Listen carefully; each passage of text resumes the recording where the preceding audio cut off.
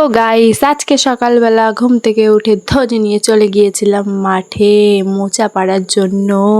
আর দেখো মোচাটা কত বড়। যাই হোক, তারপর বাড়ি এসে খেয়ে নিয়েছিলাম ঝাল সুজিয়ে, তারপর ছিল ম্যাগি। ওয়াও, কত সুন্দর।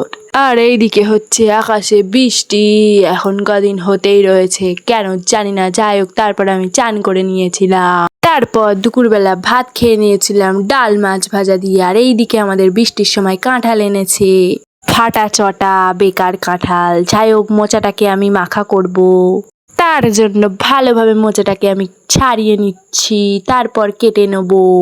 কাটা হয়ে গেলে ভালোভাবে হামানদিস্তায় ফেলে তাকে নাড়ানাড়ি করে নিলাম, তারপর দিলাম 6টা কাঁচা লঙ্কা, তাকে চেপে চুপসে দিলাম তেঁতুল। আহা, তেঁতুলগুলো ভীষণ টক আমাদের গাছের। যাই হোক, তারপর দিলাম নুন, দিলাম লঙ্কার গুঁড়ো, জিরে গুঁড়ো দিয়ে ভালোভাবে মাখিয়ে নিয়েছিলাম। খেতে খুব সুন্দর ছিল। তো চলো টাটা, আজকের মতো।